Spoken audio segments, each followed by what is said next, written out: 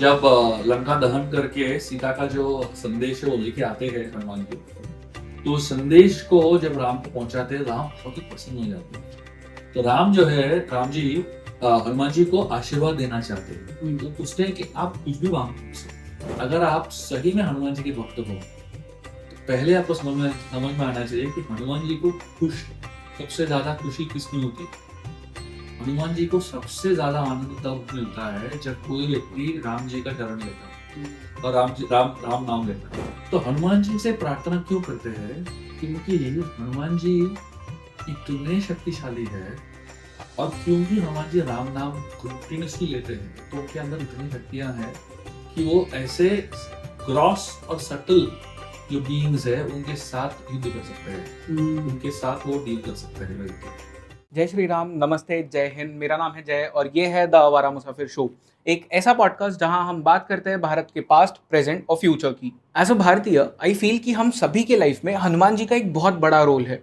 हम सब हनुमान जी से बहुत ज़्यादा प्रेम करते हैं, ठीक उसी तरह जिस तरह हनुमान जी श्री राम से प्रेम करते हैं। छोटे बच्चे से लेके एक बूढ़े व्यक्ति तक सभी के लाइफ में हनुमान जी ने एक बहुत इंपॉर्टेंट रोल प्ले किया है। हनुमान जी शक्ति का प्रतीक है। वो बहुत ही पावरफुल, बहुत ही ज्यादा बलवान और स्ट्रेंथफुल है, and at the same time उनके पास में बहुत ज्यादा इंटेलिजेंस और विजडम भी है। और उसी के साथ वो छोटे बच्चों के लिए बहुत ही ज्यादा भोले भाले और इनोसेंट भी बन जाते हैं। I don't think so Bharat में ऐसा कोई भी व्यक्ति होगा जिसे हनुमान जी से प्रेम ना हो। आज के इस खास एपिसोड में वी आर स्पीकिंग विद शुभ विलास जी। शुभ विलास जी ने कई सारी किताबें लिखी है और उसी के साथ वो एक रिलीजियस एक्सपर्ट भी है। Once Shubh Vilas ji start speaking, you just cannot stop hearing him. This is one of many episodes that we are going to record with शुभ विलास जी। और इस एपिसोड में हमने बात की है हनुमान जी की। हनुमान जी एक कर्म योगी है। उनकी मेडिटेशन और डिवोशन उनके हार्डवर्क के थ्रू हमें पता चलती है। नो मैटर आप अपनी लाइफ के किसी भी स्टेज पे हो, इस पूरी दुनिया में कहीं भी रहते हो,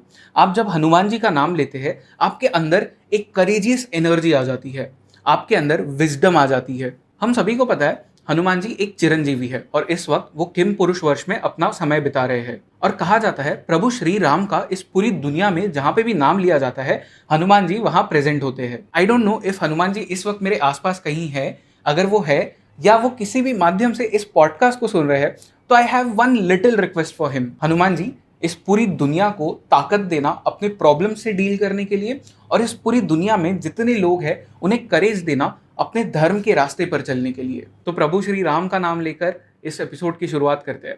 जय श्री राम, जय हनुमान जी।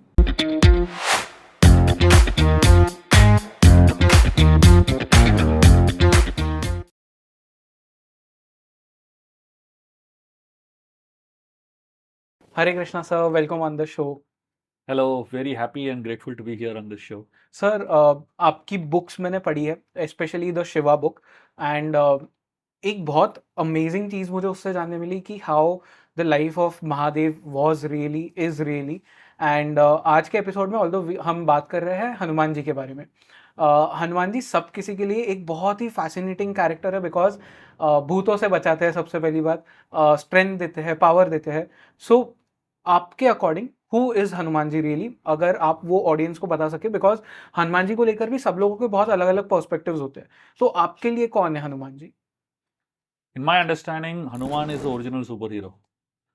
Um, we all are fascinated by Superman, Batman, He-Man, but the original superhero is Hanuman. Hmm. And unfortunately, the way the world projects superheroes today, uh, we are yet to project our heroes. Hmm. So I feel that Hanuman is someone that every single person in the world understands and knows to some extent, but doesn't really appreciate enough. हम्म।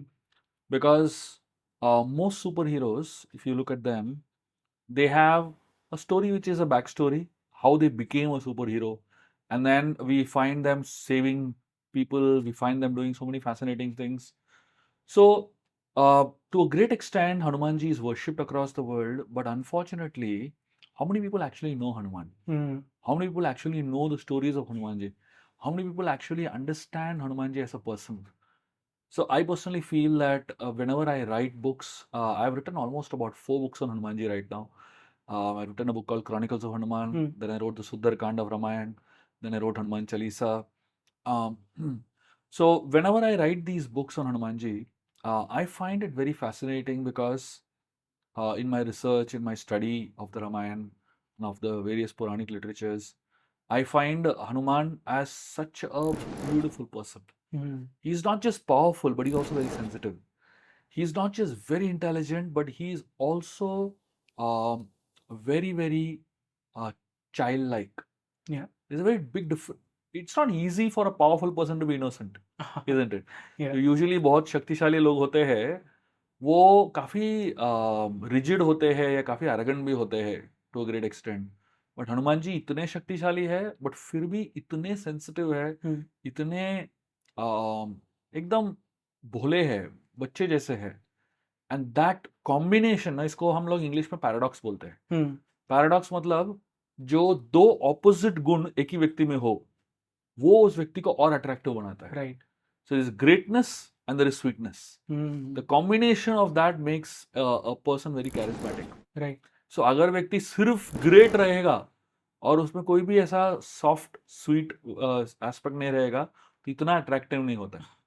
पर वो क्यों है, मतलब child like क्यों है? Because जब हम किसी भी पावरफुल इंसान की बात करते हैं तो जैसे अगर हम for example let's just pick a kushti player, वो स्ट्रेंथ में बहुत स्ट्रांग होते हैं, तो इसलिए हमारा ऑटोमेटिक थॉट होता है कि इंसान भी वो वैसे ही होंगे, बहुत रिजिड होंगे, बहुत गुस्से वाले होंगे. But when we look at Hanuman ji, तो एक वो स्ट्रांगनेस का जो एक एलिमेंट है उनमें, वहीं पे वो चाइल्ड लाइक भी है. जैसे भोलेनाथ, तो वो है रुद्र अवतार, तो इसीलिए क्या वो भोले भी है उसी तरह से? सो ऑफ कोर्स वो तो है ही, because he is originally Rudra. Hmm. Shiv ji के अंश है, तो वो उनका जो गुण है वो तो रहेगा ही. हम्म. But if you look at specifically Hanumanji's personality as such, there are some people in front of whom Hanuman becomes very, very soft. Okay. Like whenever Hanumanji is in front of Lord Ram, you will not find him talking about his greatness. मैं आपको एक simple example देता हूँ. जब हनुमान जी वापस आए लंका से, and इतना पराक्रम करके आए, लंका को जला दिया, क्या कुछ नहीं किया. मतलब वो आप हनुमान जी का वो जो पूरा एडवेंचर देखोगे, सुंदरकांड हम्म. रामायण जो है, पूरा सुंदरकांड जो है 2 दिन में, 2 दिन का एपिसोड है. ओके. मतलब बाकी सारे कांड जो है, बालकांड जो है, हाँ. वो ऑलमोस्ट 12 साल का है. अयोध्या कांड ऑलमोस्ट एक पूरा साल का है. हम्म. किष्किंधा कांड ऑलमोस्ट 1 साल का है, 6-7 महीने का एटलीस्ट है. देन युद्ध कांड जो है ऑलमोस्ट 20-25 डेज का है. हम्म. बट सुंदरकांड जो है एक ही कांड है जो सिर्फ 2 दिन का है. ओके. और वो 2 दिन में प्रैक्टिकली एवरी मोमेंट वो हनुमान ही है छाए हुए हैं सुंदरकांड में. ऐसा क्या किया उन्होंने उसमें, अगर आप वो एक्सप्लेन वो कर 2 दिन में वो तो एक तो इस तरफ से उस तरफ समंदर पार किया उन्होंने. और उसके बाद लंका का पूरा जो इंस्पेक्शन है वो किया. उसके बाद सीता को मिले, सीता से बातचीत किया, पूरा अशोक वाटिका को भस्म कर दिया. उसके बाद लंका को जला दिया रावण से बात करने के बाद. इतना कुछ वही 2 दिन में ही हुआ है. ओके. तो अम, आप वो जो एपिसोड आप देखोगे रामायण की, तो वो इतना पराक्रम करने के बाद जब वापस राम के पास आते हैं, यूजुअली कैसा होता है कि जब हम बहुत बड़ा चीज कर लेते हैं, तो उस बड़ा चीज के बारे में हम बहुत कुछ बोलने लगते हैं ना, हम्म. सबको बताने की कोशिश करते हैं. लेकिन हनुमान जी का जो कन्वर्सेशन है राम के साथ, वो बहुत ही सुंदर है. आप देखेंगे वो कन्वर्सेशन में हनुमान जी, उन्होंने जो किया लंका में वो बताते नहीं है. हाँ. सिर्फ वही चीज बताते हैं जो राम सुनना चाहेंगे. क्या है वो हम्म. चीज? उनका और सीता का जो वार्तालाप हुआ, डिस्कशन हुआ, उतना ही बताते हैं. हम्म. बाकी सारे जो चीजें हैं वो वानर सेना राम को बताते हैं. ओके. बाकी जो वानर है वो बताते हैं. हनुमान जी खुद नहीं बताते. क्यों? क्योंकि उनको ही feels that how can I talk about myself in front of Ram. Hmm. क्योंकि उनको लगता है कि उनके सारी शक्तियां जो है राम से ही आ रहे हैं, तो मैं उनको कैसे अपने शक्ति अपने पराक्रम के बारे में बताऊं. ओके. तो राम के सामने ना हनुमान जी बहुत ही नम्र हो बनते हैं, और बहुत ही सूक्ष्म तरीके से डील करते हैं राम के साथ. हम्म. और वही सीता के साथ सामने भी हनुमान जी पराक्रमी नहीं बनते, वो एकदम बच्चे बन जाते हैं. श्री राम एंड हनुमान जी का जो एक रिलेशनशिप है, इट्स बहुत सारे लोग इसे बेस्ट फ्रेंड्स वाला रिलेशनशिप बोलते हैं, बहुत सारे लोग इसे एक सेवक की तरह थे हनुमान जी, ऐसा भी कहते हैं. तो हनुमान जी एग्जैक्टली कौन थे श्री राम के लिए? जब श्री राम और हनुमान जी का पहला मिलन हुआ तो हनुमान जी को एक महसूस हुआ जो उन्होंने कभी भी महसूस नहीं किया था। हम्म, बताया जाता है कि जब राम जी के सामने हनुमान जी आते हैं तो उनके शरीर का हर हड्डी जो है पिघलने लगता है, इतना उनको रोमांच का अनुभव होता है ओके। और इतना उनको एक बहुत ही गहरा अनुभव रहता है। हम्म, तो उनके माता अंजना ने हनुमान जी को बताया था बचपन में कि जब तुम अपने स्वामी के सामने आओगे तो ऐसा कुछ अनुभव होगा आपको कि आपको तुरंत समझ में आ जाएगा कि यही आपके स्वामी हैं। तो हनुमान जी उस दिन जब रामचंद्र जी के सामने आते हैं, भगवान के सामने आते हैं, तो हनुमान जी का पूरा शरीर जो है पिघलने लगता है, मूर्छित हो जाते हैं। ओके। तो उस समय वो हनुमान जी को समझ में आ जाए इस व्यक्ति को मुझे सर्वस्व अर्पण करना है और पूरी तरह शरणागत हो जाते हैं राम जी के उस समय से। सर मैंने आपकी जो शिवा वाली बुक है उसमें एक लाइन पढ़ी थी and I wanted to ask you about that one line. I don't remember exactly कौन सी स्टोरी में थी उस बुक में, बट एक लाइन थी कि Shiva is the topmost Vaishnav. ये कॉन्ट्रडिक्टरी लाइन क्यों है? And I ask this also because हम जितने भी जो दशावतार है उसमें किसी ना किसी तरह से शिव जी का भी एक रोल होता है। तो ये जो एक रिलेशनशिप है ऑफ विष्णु जी एंड शिव जी, ये क्या एग्जैक्टली है, क्यों है? बिकॉज जब हम लोगों को देखते हैं तो वैष्णव्स और शैवाइट्स के बीच में वो हमेशा एक सुप्रीमेसी की अपने गॉड के लिए वो एक लड़ाई चालू रहती है।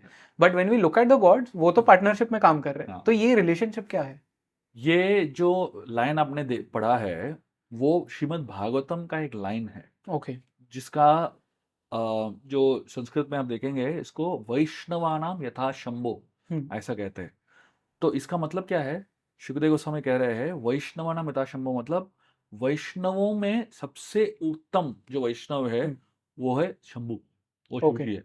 ओके। तो मतलब क्या है, जो विष्णु वर्शिपर्स है उनमें सबसे जो उत्तम भक्त है वो शिव जी है। इसका गहराई, इसका तत्व समझना बहुत महत्वपूर्ण है। ब्रह्म संहिता करके एक ग्रंथ है जिसमें बताते हैं कि विष्णु जो है दूध के समान है हम्म। और शिवजी जो है दही के समान है। हम्म। सो सो दूध से दही आता राइट। है कि नहीं? लेकिन दही का जो फ्लेवर है वो थोड़ा सा अलग है दूध से, हम्म। है ना? दूध से दही नहीं आता है, दूध से दही आता है और दही से दूध नहीं आता है। तो यहाँ पे दूध और दही का मतलब क्या है? दही विष्णु को क्यों कहा, सॉरी, दूध विष्णु को क्यों कहा जाता है? क्योंकि वो क्षीर सागर में रहता है। हम्म। तो वो एक एक उपमा है। हम्म। लेकिन इ- और एक चीज है कि ओरिजिनलिटी, मतलब भगवान विष्णु से ही सारे जो तत्व आते हैं। तो शिवजी जो है शंभु तत्व भगवान विष्णु से आते हैं। एक संकर्षण करके विष्णु का एक अवतार है, उनसे शिवजी का आगमन होता है। ये श्रीमद् भागवतम में हम्म। वर्णित है। और लेकिन उनका संबंध आप देखोगे, विष्णु और शिवजी के बीच में संबंध जो देखोगे वो बहुत ही खास है। ये आदर वाला संबंध है, रिस्पेक्ट वाला संबंध है। विष्णु हमेशा शिवजी को आदर करते हैं। हम्म। आप कोई भी भगवान विष्णु का अवतार देख लो, चाहे राम जी का अवतार देख लो या कोई भी अवतार देख लो, हमेशा भगवान जो है शिवजी से परमिशन लेते हैं कोई भी रौद्र कार्य करने से पहले। राइट। क्यों? क्योंकि शिवजी जो है मोड ऑफ इग्नोरेंस या तमोगुण के अधिकारी है। क्योंकि जो युद्ध कार्य है, कोई भी रौद्र कार्य है वो तमोगुण का है। तो भगवान विष्णु जो है हमेशा शिवजी के का परमिशन लेते हैं, उनका उनका अनुमति लेते हैं, उसके बाद ही वो युद्ध में जाते हैं। ओके। तो वो रोल को भगवान रिस्पेक्ट करते हैं। वो एक तरीका है देखने का। हम्म। दूसरा तरीका देखने का ये है कि हर पर्सनालिटी को रिस्पेक्ट करना वैदिक कल्चर में सबसे जो फाउंडेशनल एस्पेक्ट है वैदिक कल्चर का वो है रिस्पेक्ट। हम्म। तो शिवजी और विष्णु जी, इन दोनों को एक दूसरे के प्रति इतना प्रेम और इतना आदर है आप देखोगे शिव जी को पार्वती और शिव जी के बीच में कन्वर्सेशन होता है, तो पार्वती शिव जी को पूछ रही है अलग अलग सवाल। तो उस डिस्कशन में बहुत सारी चीज आती है। जैसे एक गीता महात्म्य करके किताब है हम्म जो शंकराचार्य ने लिखा हुआ है। सो गीता महात्म्य जो है शिव और पार्वती का कन्वर्सेशन है, और जिसमें शिव जी पार्वती को गीता का महानता, हम्म गीता का जो ग्लोरी है वो बता रहे हैं। ओके और उसमें शिव जी इतना गुणगान करते हैं कृष्ण का, इतना गुणगान करते हैं भगवत गीता का। मतलब एकम शास्त्रम देवकी पुत्र गीता, मतलब एक ही शास्त्र होना चाहिए दुनिया में, वो एक देवकी पुत्र का गीता। तो इस तरीके से आप गुणगान करते हैं। और आप रामचंद्र जी का आप देखोगे, पूरा लंका में युद्ध होने के बाद जो वापस आते हैं, अयोध्या जाने से पहले रामेश्वरम आते हैं और वहां पे शिव जी का आराधना करते हैं। हम्म तो युद्ध शुरू होने से पहले, युद्ध खत्म होने के बाद शिव जी की आराधना होती है। राइट तो ये इट्स कॉल्ड म्यूचुअल रिस्पेक्ट। सो विष्णु जो है शिव जी को इतना रिस्पेक्ट करते हैं, इतना आदर करते हैं, तो वो खुद एक उदाहरण दे रहे हैं कि मैं शिव जी का आराधना कर रहा हूँ। और शिव जी भी विष्णु का इतना आराधना कर रहे हैं, वो इतना गुणगान करते हैं, इतने ग्लोरिफिकेशन करते हैं। पार्वती देवी का राम राम रामेति रमे रामे मनोरमे सहस्र नाम तत्तुल्यम राम नाम वरानन, ये शिव जी का ही वर्ष है। तो ये राम नाम का महिमा के बारे में बताते हैं शिव जी। तो मतलब it's a mutually respectful relationship. Okay So Vedic culture, it inspires us to be respectful towards everyone. It inspires us to be respectful towards every personality in the world. And every personality is unique and special. तो शिव जी का एक महत्व है, विष्णु जी का एक महत्व है, उनका एक रोल है, इनका एक रोल है। और दोनों जब साथ में आते हैं तो एक अलग ही लेवल का कनेक्शन बन जाता है कि नहीं? सर शिवजी वाली किताब में मैंने एक और बहुत फैसिनेटिंग कहानी पढ़ी थी ऑफ हरिहर पुत्र। ऑल्दो उसके ऊपर हम एक दूसरा पॉडकास्ट करेंगे, this one is specifically about Hanuman ji. तो I will bring back the conversation to Hanuman ji. Hanuman ji और शिव जी का किस तरह का रोल है, बिकॉज जैसे हमें पता है कि रुद्र रूप ही है Hanuman ji, but if you could talk about this relationship. एक बहुत सुंदर स्टोरी है, it's a very interesting story about this story connected to Ravan. Okay तो रावण जो है शिव जी का भक्त है। तो एक बार शिव जी से बहुत ही तीव्रता से आराधना करता है, और शिव जी प्रकट होते हैं रावण के सामने, और रावण को पूछते हैं तुमको क्या चाहिए।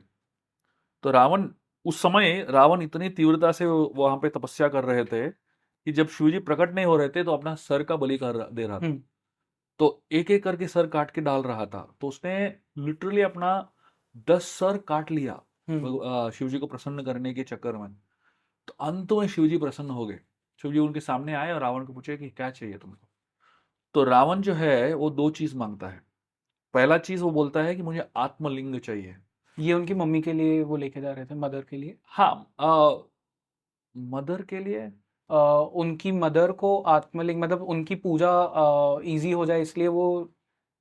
ये तो मैंने कभी पढ़ा नहीं, ओके पता नहीं मुझे। I am not sure okay about why he, of course he wanted to worship Atmalinga of lord Shiva. तो वो जो है स्पेशल फॉर्म ऑफ शिवलिंग है जो शिव जी के हृदय से उत्पन्न होता है। ओके तो वो शिव जी उसको आराम से दे देते हैं। तो दूसरा चीज वो कहता है मुझे पार्वती चाहिए। हाँ अच्छा तो आप सोचिए, मतलब इसको ना हम आ, कृतज्ञ बोलते हैं। कृतज्ञ मतलब क्या है, जब कोई व्यक्ति आपके लिए कुछ करता है तो आप उसके प्रति कृतज्ञ हो जाते हो। ओके लेकिन जब वो व्यक्ति अनग्रेटफुल रहता है, उसको उसको कृतज्ञ कहते हैं। मतलब कृतज्ञता है ही नहीं इस व्यक्ति में। तो रावण के अंदर मतलब थैंकफुल नहीं है। थैंकफुल ही नहीं, बिल्कुल। Okay. मतलब शिव जी का आराधना कर रहा है और उनसे ही उनका पत्नी मांग रहा है। तो आप सोचिए what kind of ungratitude is this, isn't it? तो शिव जी हिल गए। तो बट उनको देना ही पड़ा, तो पार्वती को उन्होंने दे दिया। तो उसके बाद विष्णु जी आए बीच में। अच्छा मतलब शिव जी ने दे दिया शिव जी ने पार्वती को दे दिया। ओके तो रावण जो है आत्मलिंग को पार्वती को लेके जा रहा था। उस समय विष्णु जो है, विष्णु जी ब्राह्मण के रूप में आ जाते हैं, और एक बूढ़े ब्राह्मण के रूप में आते हैं और पूछते हैं रावण को कि किधर से आ रहे हो। तो रावण कहता है कि मैं अभी शिव जी को आराधना करके आया और शिव जी ने मुझे ये आत्मलिंग और पार्वती देवी दे दिया। तो ब्राह्मण जो हंसने लगता है, बोलता है अच्छा, आपको भी उल्लू बना दिया उन्होंने। तो रावण थोड़ा सा हिल जाता है, मतलब आपको मतलब क्या है। वो बोलते हैं कि शिवजी आजकल डुप्लीकेट दे दे, आपके पास जो है ओरिजिनल पार्वती नहीं दिया, डुप्लीकेट पार्वती है ये। तो रावण को एकदम गुस्सा आ जाता है, और विष्णु जी ब्राह्मण के रूप में कहते हैं रावण को, जो ओरिजिनल पार्वती है वो माया, जो मायासुर है, एक असुर है जिसका नाम है मायासुर, और उसकी उनकी पत्नी है हेम अप्सरा, उन दोनों के पुत्री बन के उनके पास रह रही है। तो रावण ने पार्वती को वहीं पर रख दिया और सीधा वहां पे गया। हेमपुरा करके एक नाम है।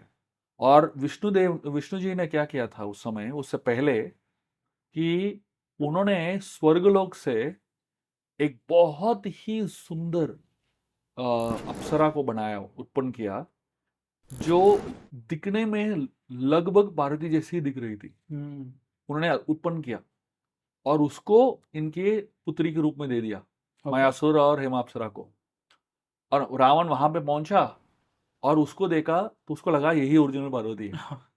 उसका नाम था मंडोदरी। ओके। और रावण जो है उसके साथ विवाह कर लेता है, वाह। ये सोचते हुए कि पार्वती से विवाह कर रहा है वो। हाँ। लेकिन इतने में क्या हो जाता है कि ऑफ कोर्स पार्वती देवी वापस शिवजी के पास आ जाती है, लेकिन शिवजी जो है बहुत ही गुस्से में रहते हैं रावण के प्रति। तो रावण ने 10 शिवजी के जो रुद्र अवतार है उनको प्रसन्न किया अपना 10 सर अर्पण करके, बट 11वें अवतार को, रुद्र को, उसने बहुत ही क्रोधित कर दिया। और हनुमान जी जो है शिवजी के 11वें रुद्र के अवतार है। ओके। वाओ। जो जो रावण ने जिनको जिनको बहुत ही ज्यादा दुख और पीड़ा पहुंचाई, तो वो अवतार है हनुमान जी। डैम, ये बहुत ज्यादा इंटरेस्टिंग है ये तो इस तरह से और भी मतलब कहानियां हैं वेयर मतलब शिव जी इंटरवीन करते हैं किस तरह से स्टोरीज में, and Hanuman ji has to do something for him. There is a very sweet story which is one of my favorite stories of Lord Shiva and Hanuman ji. इसमें एक एक स्पेशल स्वीटनेस है इस स्टोरी में। मैं एक स्टोरी बताता हूँ आपको पहले। जब राम जी का अयोध्या में वो राजा बन गए थे और अयोध्या में निवास करने लगे, एक दिन शिवजी और पार्वती देवी जो है सीताराम को मिलने के लिए आते हैं अयोध्या। तो राम सीता जो है बहुत ही प्रसन्न हो जाते हैं। तो राम जी शिव जी को बुलाते हैं अंदर, और सीता देवी जो है उनके लिए बहुत अच्छा पकवान बनाती है वगैरह, और उनको लंच के लिए निमंत्रण करती है। तो इतने में शिव जी उनको पूछते हैं कि हनुमान जी किधर है। तो राम जी कहते हैं उनको, अगर हनुमान जी यहाँ पे इधर नहीं है तो आप बगीचे में जाके देखिए, वहां पे जरूर मिलेंगे। तो अयोध्या के राजमहल के बगीचे के अंदर चले जाते हैं, और वहां पे एक बहुत ही अद्भुत दृश्य शिव जी को दिखता है। क्या दिखता है कि हनुमान जी जो है लेटे हुए हैं पेड़ के नीचे। बहुत विशाल पेड़ है और उसके नीचे सो रहे हैं हनुमान जी, और खर्राटे मार रहे हैं सोते सोते। लेकिन अद्भुत बात ये थी कि हम लोग जब खर्राटे मारते हैं एकदम खतरनाक आवाज निकलता है ना, लेकिन हनुमान जी जब खर्राटे मार रहे थे उनके आवाज से राम नाम निकल रहा था। ओ। और पूरा जो पेड़ था, पेड़ के पत्ते हिल रहे थे राम नाम के ध्वनि से। ओके। तो ऐसा एक बहुत ही दिव्य वातावरण बन गया था राम नाम की ध्वनि से। तो जब शिवजी ने ये देखा कि यहाँ पे तो राम नाम चल रहा है, शिवजी इतने प्रसन्न हो गए कि वो डमरू बजा के नाचने लगे। ओके। इतने तीव्रता से नाचने लगे कि सारे जो गंधर्व अप्सरा ये सारे लोग आ गए और वो भी वाद्य बजाने लगे, और यहाँ पे राम नाम का कीर्तन चलने चालू हो गया। और पार्वती देवी जब देखा शिवजी नाच रहे तो वो भी नाचने लगी।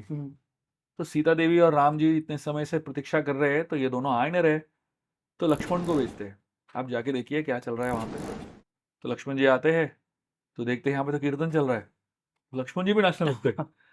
और थोड़े समय के बाद भरत को भेजते हैं, तो भरत भी नाचने लगते हैं। तो वह शत्रुघ्न भेजते हैं, वो भी नाचने लगते हैं। तो यहाँ पे फुल फ्लेज कीर्तन चल रहा है बगीचे में।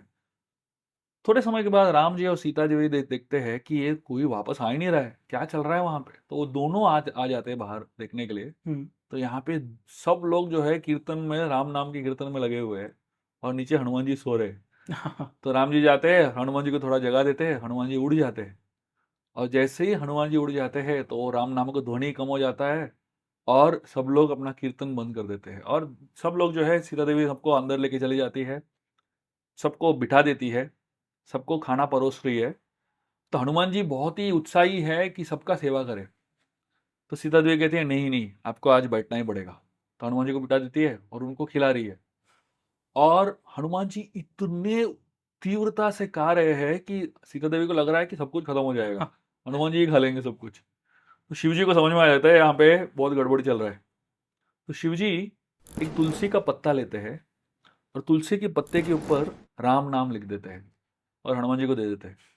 और हनुमान जी जैसे ही उस तुलसी के पत्ते को स्वीकार करते हैं तो उनका भूख जो है मिट जाता है, शांत हो जाते हैं। उसके बाद शिवजी हनुमान जी को आशीर्वाद देते हैं कि आप हमेशा राम नाम से प्रेम करोगे और राम नाम जो है आपका हमेशा आपके कंठ में रहेगा। इस तरीके से आशीर्वाद देते हैं शिव जी। तो ये जो कहानी है इसमें एक प्रकार का स्वीटनेस है जहाँ पे शिव जी हनुमान जी का कनेक्शन भी है, उसके साथ साथ राम नाम का जो राइट। कनेक्शन, दोनों का कनेक्शन है राम नाम के साथ। और उसके साथ साथ दोनों रुद्र जो है, अवतार जो है शिव जी के अंश जो है वो एक साथ एक ही जगह पे है और वो भी राम के साथ है। हाँ तो ये बहुत ही सुंदर अद्भुत कहानी है। जी। इसीलिए कहा जाता है क्या कि मतलब जब भी कहीं जहाँ पे भी पूरी दुनिया में राम जी का नाम होगा वहां पे हनुमान जी उपस्थित रहेंगे। उसके पीछे एक राज है कि उन्होंने राम से एक आशीर्वाद प्राप्त किया था। हम्म जब लंका दहन करके सीता का जो संदेश है वो लेके आते हैं हनुमान जी, तो उस संदेश को जब राम को पहुंचाते हैं राम बहुत ही प्रसन्न हो जाते हैं। तो राम जी हनुमान जी को आशीर्वाद देना चाहते हैं। वो पूछते हैं कि आप कुछ भी मांगो मुझसे। तो हनुमान जी जो है, तो उस समय राम जी हनुमान जी को आलिंगन करते हैं। तो जैसे ही राम जी हनुमान जी को आलिंगन करते हैं, हनुमान जी इतने प्रेरित हो जाते हैं कि वो उनका जो शरीर है वो शुद्ध हो गया, उनको ऐसा महसूस लगता है। जैसे आजकल कोई फिल्म स्टार या कोई कुछ साल पहले एक रॉक स्टार आया हुआ था बॉम्बे अमेरिका से। तो इतना बड़ा रॉक स्टार था, उसका म्यूजिकल परफॉर्मेंस के बाद जो है उसने एक लड़की को चुम्मा दे दिया। तो वो लड़की इतने मदहोश हो गई, 7 दिन तक उसने नहाया नहीं। मतलब ये परवर्टेड रिफ्लेक्शन है, ये ओरिजिनल कहानी का। तो राइट। जब राम जी हनुमान जी को आलिंगन करते हैं, हनुमान जी इतने प्रभावित हो जाते हैं, इतने खुश हो जाते हैं, वो एक प्रतिज्ञा लेते हैं कि इस शरीर को मैं छोड़ूंगा ही नहीं, क्योंकि इस शरीर को राम जी ने आलिंगन किया हुआ है। तो इसलिए हनुमान जी को एक चिरंजीवी भी कहा जाता है ना, वो राइट। हमेशा रहते हैं। हाँ। तो ये कहानी है। तो ओके। इसमें जब राम जी हनुमान जी को पूछते हैं कि आप कुछ भी आशीर्वाद मांग लो, तो उस समय हनुमान जी कहते हैं जब तक राम नाम कहीं ना कहीं हो लिया जा रहा हो या राम कथा जही कहीं पे भी चल रहा हो, मुझे आशीर्वाद दीजिए कि मैं वहां पे बैठ के सुनूं। ओके। तो ये इसके पीछे एक कहानी है। वाह। इसलिए सर। बताया जाता है कि जहां पे भी राम कथा हो रहा है ना, एक सीट हनुमान जी के लिए रखते हैं। राइट। अभी आदि पुरुष भी जब रिलीज हुई थी तो उन्होंने हाँ भी कहा था कि एक सीट हर थिएटर हाँ में बुकड है उनके लिए। हाँ but sir, coming to Hanuman Chalisa, अब जैसे हनुमान चालीसा में लाइन है, कंचन बरनम बिराज सुबेसा कानन कानन कुंडल कुंचित केसा। सो अपैरल की बात की जा रही है हनुमान जी की, तो हनुमान जी दिखते कैसे थे, उनका अपैरल कैसा था, पहले आप ये समझा दीजिए। तो सुवेशा, वेश मतलब कपड़े, हम्म। सुवेशा मतलब क्लीन क्लोथ्स। ओके।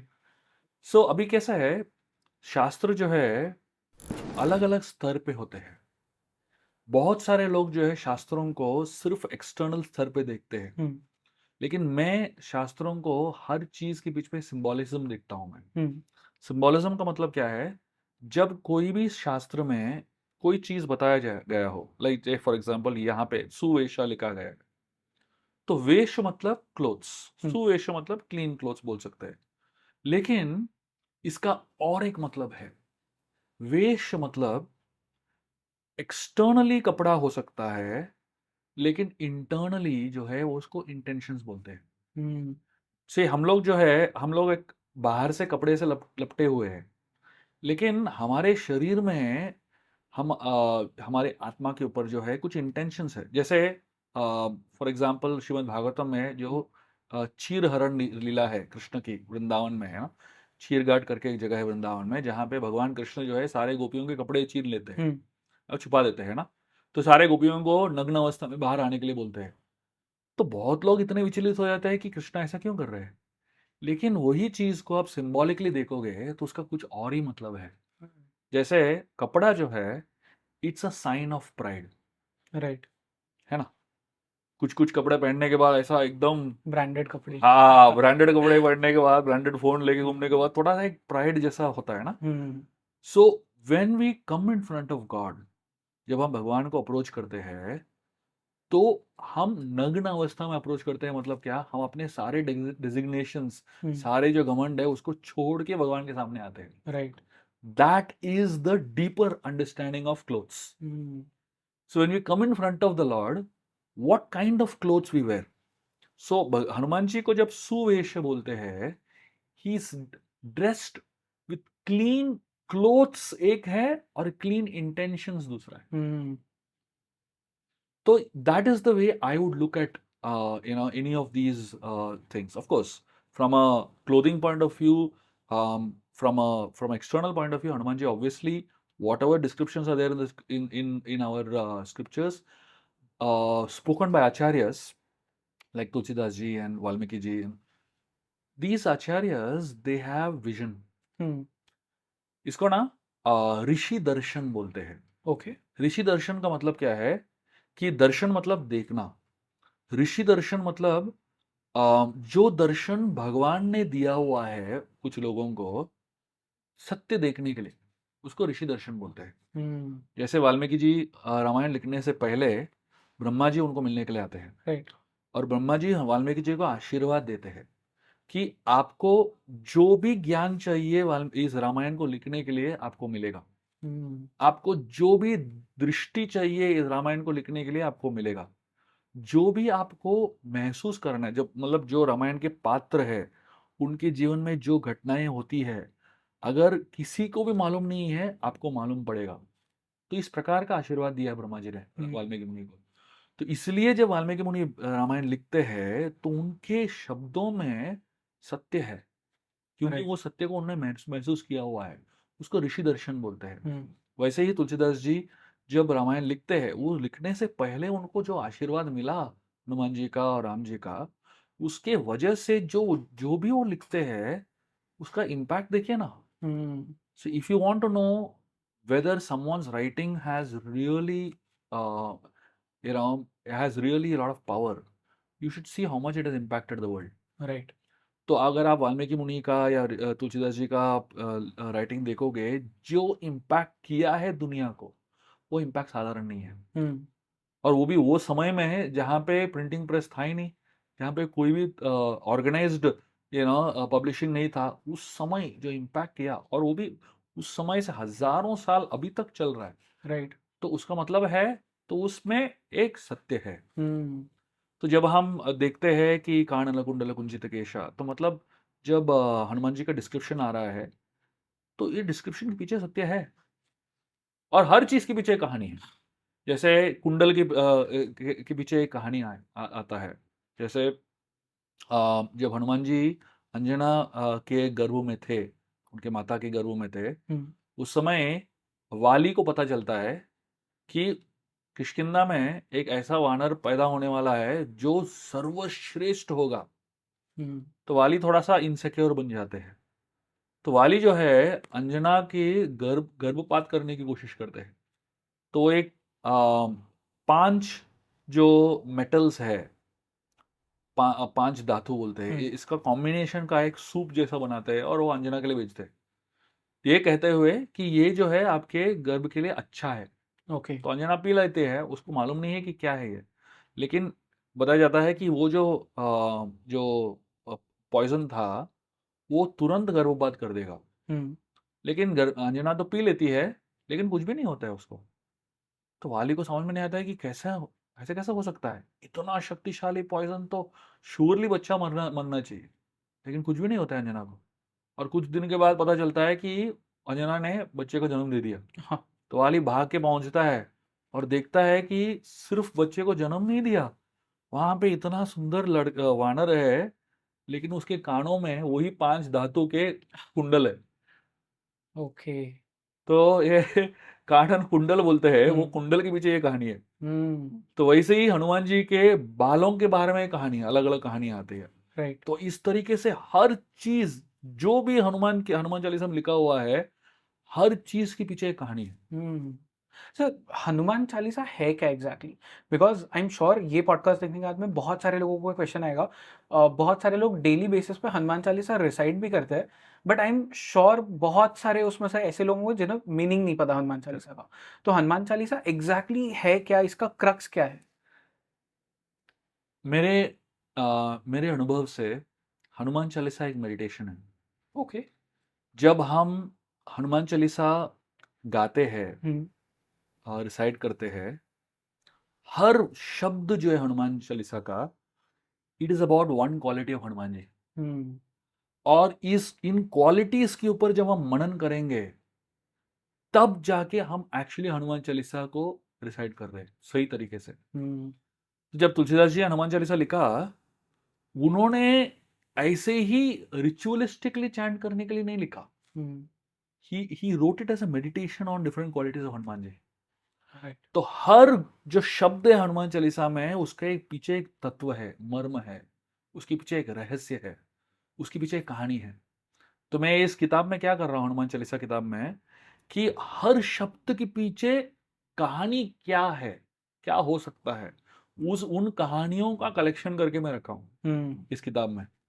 तो ताकि जब लोग हनुमान चालीसा दोहराएंगे, गाएंगे, साथ साथ इन कहानियों के बारे में भी मनन करेंगे और हनुमान जी के इन गुणों के बारे में मनन करेंगे, हम्म। तब जाके हनुमान चालीसा का सही इंपैक्ट हमारे जीवन में होगा। राइट। तो दो प्रकार के वर्शिप होता है। एक होता है रिचुअलिस्टिक वर्शिप और दूसरा होता है एसेंशियल वर्शिप।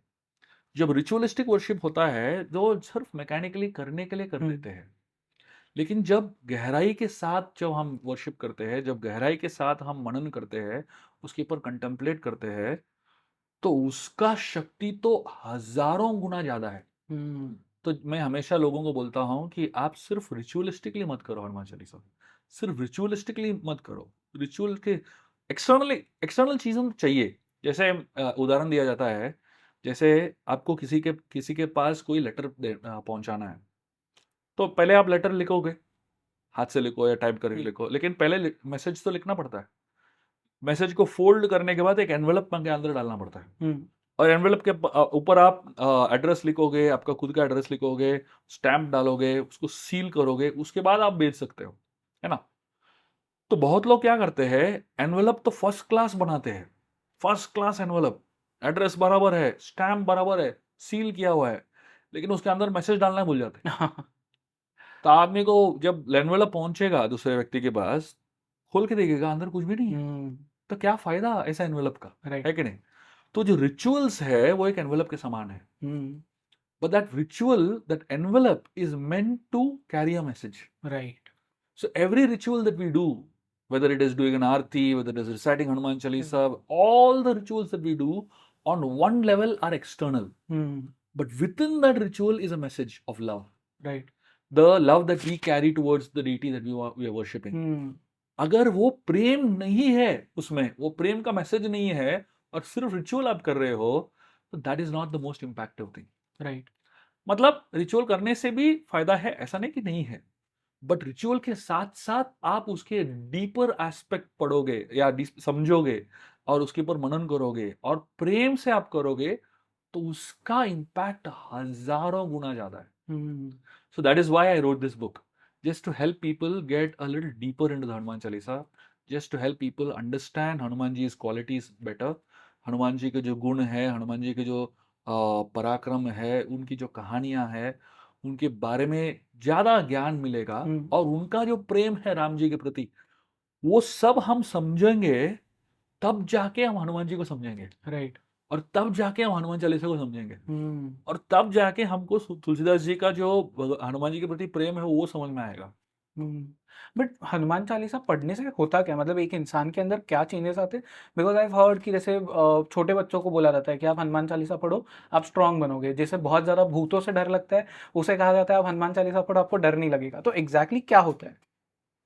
आप सब जो भी बोल रहे हो वो सब होता है, लेकिन उसके अलावा एक सबसे महत्वपूर्ण चीज होता है कि आपको राम जी के प्रति प्रेम बनेगा। हम्म। क्योंकि अगर आप सही में हनुमान जी के भक्त हो, तो पहले आपको समझ में आना चाहिए कि हनुमान जी को सबसे ज्यादा खुशी किस में होती है। हनुमान जी को सबसे ज्यादा आनंद तब मिलता है जब कोई व्यक्ति राम जी का शरण लेता है हम्म। और राम नाम लेता है। राइट। तो अगर हम हनुमान जी को समझेंगे और उनका जो इच्छा है, उनकी जो साधना है, उनका जो कोशिश है, उनका जो मनन है, वो समझेंगे, तब हमको समझ में आएगा कि हनुमान जी को खुश करने का तरीका क्या है। हम्म। हनुमान जी को खुश करने का तरीका एक ही है। जैसे ही आपने राम नाम शुरू किया, तो हनुमान जी खुश हो जाते हैं। वाह। हनुमान जी को और कुछ नहीं चाहिए आपसे, और कुछ भी अपेक्षा नहीं है। तो ये इट्स अ चैनल। राइट। तो हनुमान चालीसा करते हैं, हम हनुमान जी के पास आते हैं, और हनुमान जी के पास जैसे ही आते हैं वो आपको राम के पास लेके जाते हैं। हम्म। और आपको राम नाम करने के लिए प्रेरित करते हैं। और जैसे आप राम नाम करोगे, तो राम जी आपसे कुछ प्रभावित होंगे, खुश हो जाएंगे, और उसके बाद हनुमान जी आपको और भी सपोर्ट करने लगेंगे। राइट। तो हनुमान जी का ये है कि जो भी व्यक्ति राम नाम लेता है, उसके साथ में खड़े होते हैं हनुमान जी, हम्म। और उसके साथ बहुत ही तीव्रता से खड़े होते हैं। पर सर अब जैसे एक मैंने आई डोंट रिमेम्बर एग्जैक्टली कौन सा इंटरव्यू था, but I saw this interview and उसमें देयर वाज दिस एक्सपर्ट जो कि उन्होंने कहा था कि हनुमान चालीसा जो लोग डेली बेसिस पे रिसाइट करते हैं वो रिसाइटेशन से रिजिड हो जाते हैं, इसलिए हनुमान चालीसा डेली नहीं रिसाइट करनी चाहिए। Is this true? रिजिड हो सकते हैं provide if they are chanting it mechanically, okay. but if they are chanting it with the right intention, hmm. with the right consciousness, like what we are discussing, it is impossible that you become rigid. Okay. If you chant with the right consciousness, it will soften your heart, hmm. because it will lead you towards bhakti, it will lead you towards devotion. Right. And anyone who has devotion in the heart, you cannot become rigid, you cannot become hard. Right. Devotion makes you flexible and soft, basically. So I'll come back to Hanuman Chalisa again, but this I have been waiting to ask you this one question, which is ये बहुत fascinating question है, क्योंकि जब मुझे पता चला था इस चीज़ के बारे में, आई वाज लाइक मेरा पूरा मतलब बचपन निकल गया। एंड ये चीज़ अब मुझे पता चल रही है, विच इज़ हनुमान जी के पास में कभी गदा थी नहीं, इनफैक्ट पूरी वानर सेना के पास में कभी गदा थी नहीं। इस बात में कितना सच है? क्या एग्जैक्टली क्या चीज़ है ये कि हनुमान जी के पास में सच में गदा नहीं थी?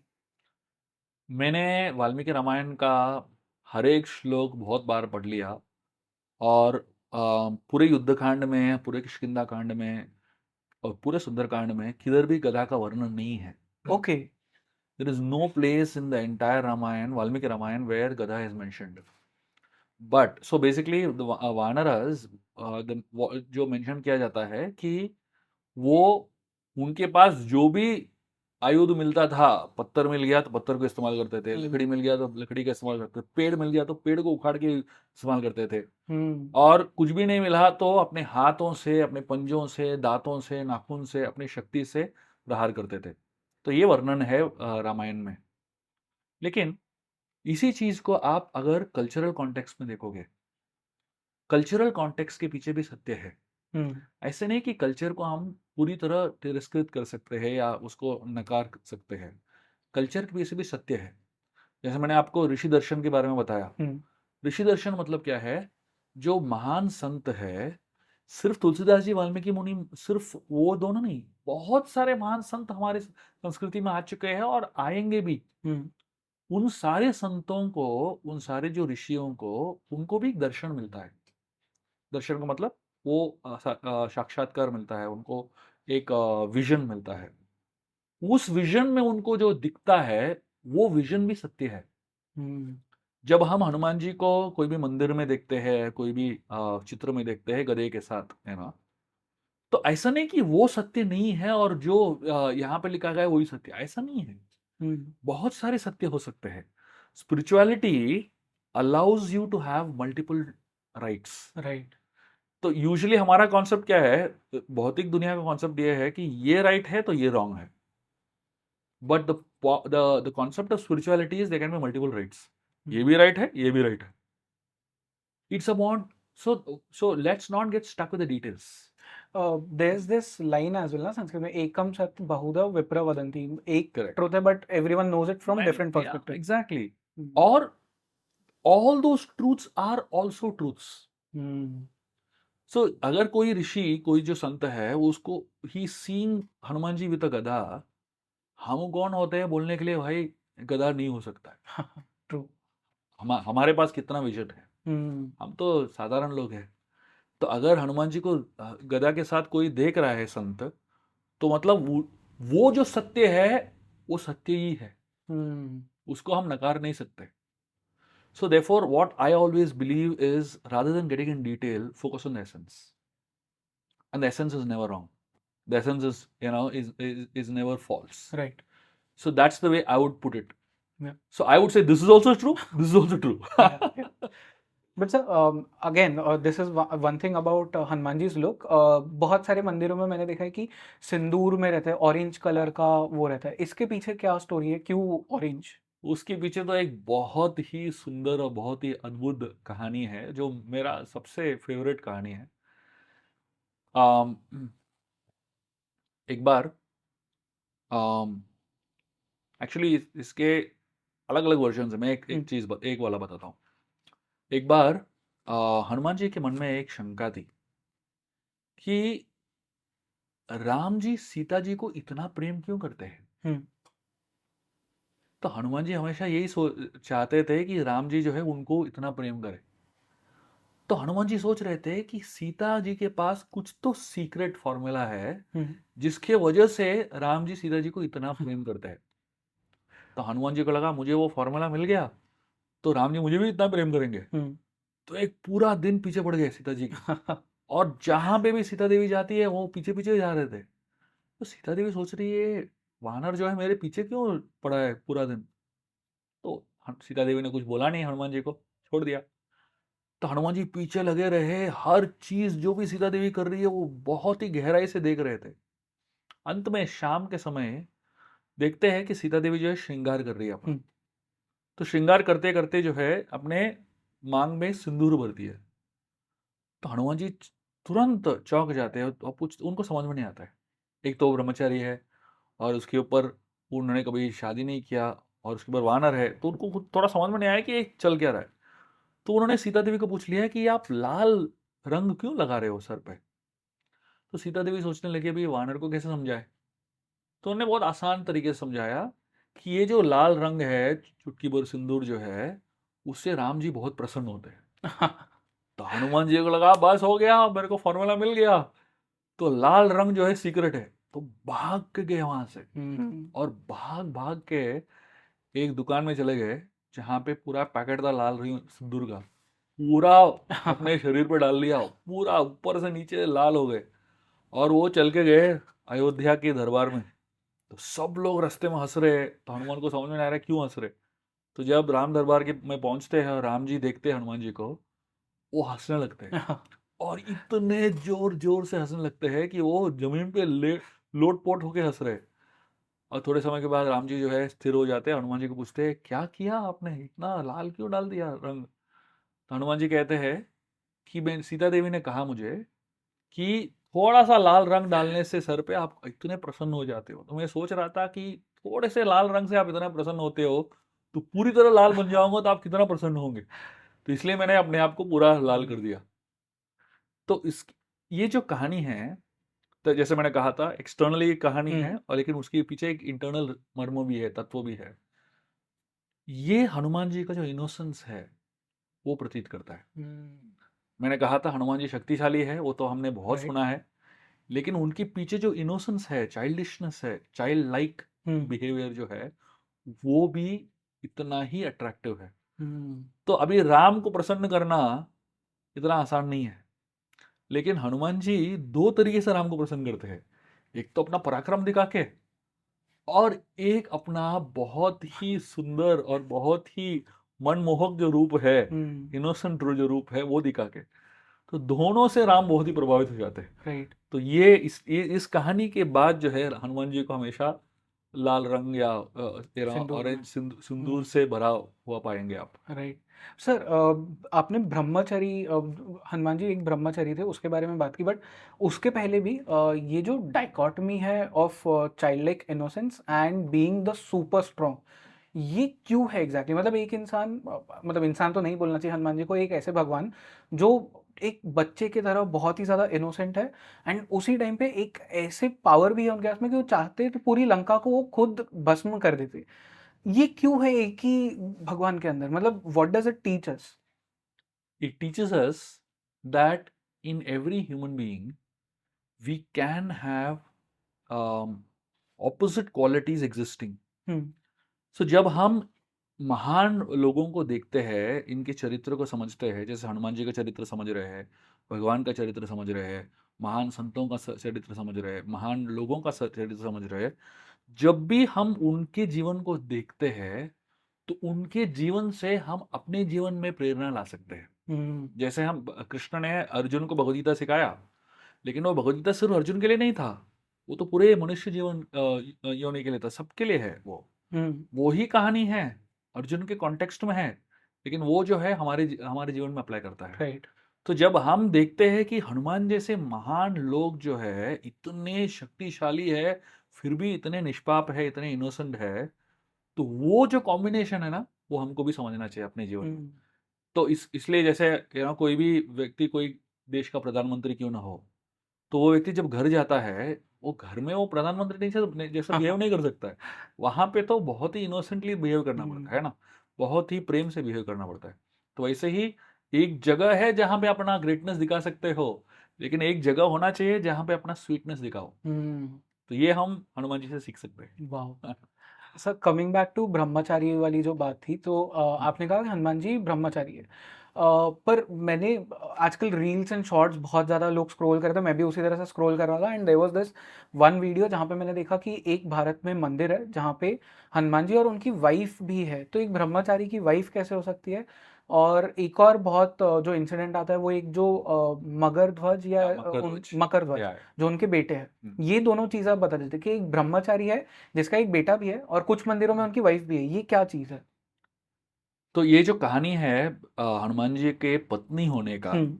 वो उसके पीछे ऐसा कहानी है कि सूर्यदेव हनुमान जी को जो ज्ञान दे रहे थे, वो एक चैप्टर ऐसा था जहाँ पे अगर व्यक्ति उसके उसका शादी नहीं, विवाह नहीं हुआ है, तो वो चैप्टर नहीं पढ़ सकता है। हम्म। तो इसीलिए लोग बोलते हैं कि हनुमान जी ने विवाह किया और उस चैप्टर पढ़ने के लिए। ओके। लेकिन मेरे पास इसका कोई शास्त्र प्रमाण नहीं है, हम्म। तो इस कहानी को तो मैं इसके ऊपर यकीन नहीं करूंगा, इट क्योंकि मतलब मेरे फोक पास तो टेल है। प्रमाण, हाँ, so I don't have a praman for it, hmm. so as far as my understanding goes, there is definitely no story like that, hmm. that he is he got married. हम्म।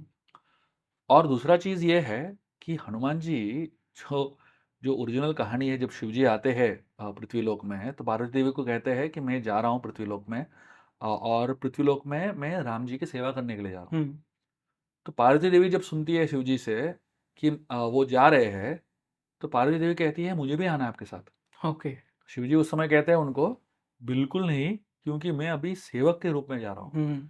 तो मैं आपको भी लेके जाऊंगा, तो मुझे आपका भी ख्याल रखना पड़ेगा और राम जी का भी ख्याल रखना पड़ेगा, तो मेरा अटेंशन जो है डाइवर्ट हो जाएगा, तो आप प्लीज मत आइए। हम्म। तो उस समय पार्वती देवी शिव जी को कहते हैं कि आप मुझे अनुमति दीजिए, मैं आपकी पूंछ बन के आऊं। ओके। तो शिव जी हाँ बोल देते हैं। तो मतलब रुद्र जो है, 11वें रुद्र हनुमान जी है, लेकिन उनकी पूंछ जो है पार्वती देवी है। ओह। तो एक तरीके से देखेंगे तो हनुमान का विवाह हो गया था, है कि नहीं? ओके। वो पूंछ है पार्वती देवी का, हाँ। स्वरूप है बेसिकली। हम्म। तो इसलिए आप देखेंगे पूरे रामायण में, आप देखोगे जो पूंछ है हनुमान जी का, उसका एक अलग ही रोल है, हम्म। अपना ही अलग कार्य करते हैं, तो ये वो पार्वती देवी का सेवा है। राइट। और दूसरा सोचने की बात यह है कि फोकस्ड अटेंशन हम्म। और सेवा का जो भाव है, ये हनुमान जी इस इतने तीव्रता से करते हैं। आप पूरे रामायण में आप देखोगे कि हनुमान का कोई भी कहानी में थोड़ा सा भी स्वार्थ नहीं है। हम्म। जैसे गृहस्थ जीवन में जाते हो तो थोड़ा अपने बारे में सोचना पड़ता है ना? तो ब्रह्मचारी जीवन जो है, स्टूडेंट लाइफ जो है, वो ऐसा जीवन है जहाँ पे अपने बारे में सोचने की जरूरत नहीं है। बस सेवा करते रहो, गुरु की सेवा करो। जहाँ पे आप हो वहाँ पे पूरी तरह तन्मग्न होके सेवा कर सकते हो। लेकिन जैसे गृहस्थ जीवन में जाता है, थोड़ा सा you start thinking about right. Saving, you think about house, you think about all that. But Hanuman ji is life, if you see, आपको एक भी कहानी नहीं मिलेगा। मैंने हजारों कहानी पढ़ी है हनुमान जी की, लेकिन आपको एक भी कहानी नहीं मिलेगा जहाँ पे हनुमान जी ने खुद के लिए कुछ किया हो। हर बार, हर कहानी में हनुमान जी हमेशा किसी और के लिए कुछ कर रहे हैं या भगवान के लिए कुछ कर रहे हैं, खुद के लिए कुछ भी नहीं। राइट। तो ये जो है ब्रह्मचर्य जीवन का एक मेन सिद्धांत है। Nothing for yourself, everything for the Lord, basically. वाह। एंड वो जो दूसरी चीज थी मकर ध्वज वाली, हाँ, वो चीज। मकर ध्वज की कहानी ऐसी आती है कि जब हनुमान जी लंका दहन करके जब वापस जा रहे होते हैं, तो उनका शरीर जो था, मतलब ऑब्वियसली इतना आग था और इतना इंटेंस जो फेज था, तो पसीना छूट रहा था उनका। तो जब उन्होंने उस समंदर के अंदर उन्होंने जब अपना पूंछ डाला, तो उस समय उनके पसीने की एक बूंद पानी में गिर गया था।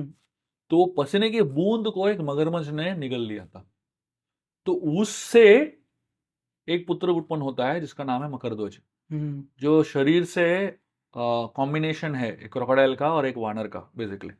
तो वो मकरध्वज जो है हनुमान जी को पाताल लोक में मिलता है। ओके। जब महिरावण को मारने के लिए हनुमान जी जाते हैं, राम और लक्ष्मण को छुड़ाने के लिए, तो वहां पे मकरध्वज मिलता है उनको। तो वो कहानी है। ओके। पर एक ब्रह्मचारी का फिर बेटा कैसे हो सकता नहीं, ये देखिए, ये जो है ना, ये it's not like a regular child. है?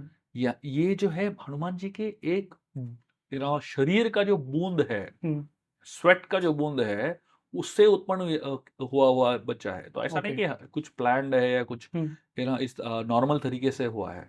तो it's a energy of Hanuman ji, you can say. तो ये जैसे एक पुत्र मकर ध्वज, ऐसे और भी पुत्र है हनुमान जी नहीं, के? मैंने तो कभी सुना नहीं। ओके। ओके। और वो भी, वो एक पुत्र जो भी, अगर वो राम की सेवा में बाधा डाल रहा है, उसको भी बांध के डाल दिया था हनुमान जी ने। ओके। मकर ध्वज जो है महिरावण के सेवा में लगा हुआ था, और हनुमान जी को अंदर जाने के लिए प्रवेश नहीं दे रहा था। हनुमान जी ने उसको भी मार के उसको बांध के डाल दिया। राइट। तो बोल रहे मैं आपका पुत्र हूँ, फिर भी नहीं सुना। अंत में मकरध्वज को बाद में पता चला कि उसने गलत किया हुआ है, तो वो सुधर गया, तो पाताल का उसको राजा बना दिया। राइट। ऐसा। Sir, because I have this opportunity to have an interaction with you, तो मुझे ये चीज़ पूछनी है, रामायण जो हम जैसे देखते हैं, तो जब राम भगवान, सीता माँ, लक्ष्मण जी, हनुमान जी सब वापस आते हैं, तो उस जो वो इंसिडेंट है, इवेंट है जो उनके आने का, उसे हम एज दीपावली हम सेलिब्रेट करते हैं। बट हम, मतलब एटलीस्ट मैंने जितना भी पॉप कल्चर्स में जो टीवी सीरियल्स आते हैं या किताबें आती है, उसमें कभी ये नहीं पढ़ा कि उस वक्त हनुमान जी क्या कर रहे थे, किस तरह से उन्होंने सेलिब्रेट किया, किस तरह से उनकी फीलिंग्स थी, या कोई इवेंट जब वो वापस आ रहे हैं, जब पूरा वॉर हो गया है, सब जीत लिया है राम भगवान ने, सीता माँ वापस आ गई है, उस वक्त हनुमान जी क्या कर रहे हैं? हनुमान जी बिल्कुल उनके साथ है। ये सुंदरता है हनुमान जी की, कि जब उनकी कोई योगदान नहीं है या वो कोई सेवा नहीं कर रहे फोर फ्रंट में, वो पीछे छुपे रहते हैं। ये उनकी महानता है। देखिए, जो बहुत ही शक्तिशाली लोग होते हैं ना, वो अपने आप को सामने लाने की कोशिश करते हैं हर बार। लेकिन हनुमान जी जैसे लोग होते हैं ना, वो जब जरूरत है सामने आते हैं, जब जरूरत नहीं है पीछे खड़े रहते हैं। तो ये पीछे खड़े रहना उसके लिए भी बहुत ताकत लगता है कि नहीं? ट्रू। बहुत ह्यूमिलिटी लगता है। तो हनुमान जी इतने महान है और इतने नम्र है कि जहां पे उनकी जरूरत नहीं है, वहां पीछे खड़े रहने की शक्ति है उनमें। और इतना ही नहीं, जब राम जी वापस आते हैं अयोध्या, तो पहला चीज तो, सारे वानर तो उनके साथ ही आते हैं, हनुमान जी भी है उनके साथ।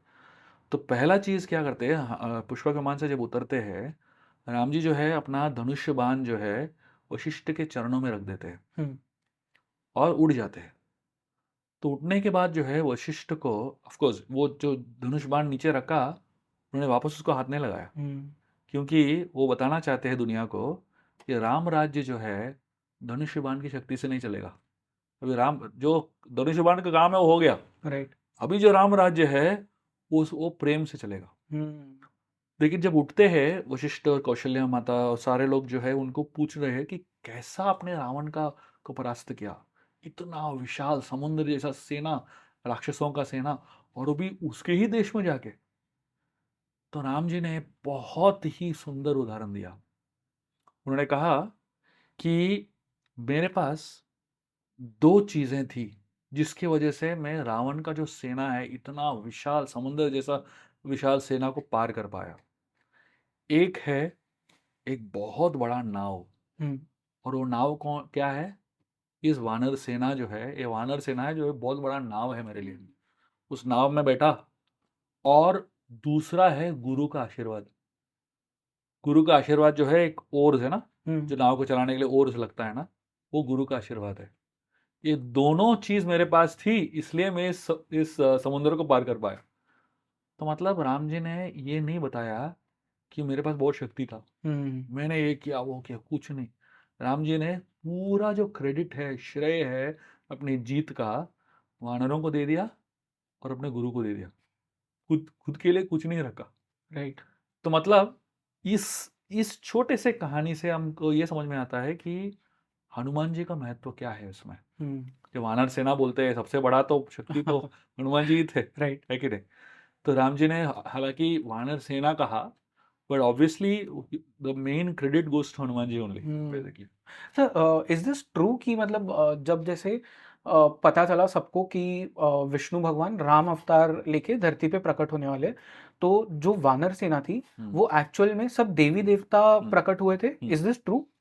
इनफैक्ट रामायण में ये कहानी है कि जब दशरथ महाराज के पुत्र कामेष्टि यज्ञ चल रहा था, उसी समय स्वर्गलोक में सारे देवतागण जो है बहुत ही चिंतित थे, बहुत ही परेशान थे, क्योंकि रावण उनको बहुत त्रस्त कर रहा था।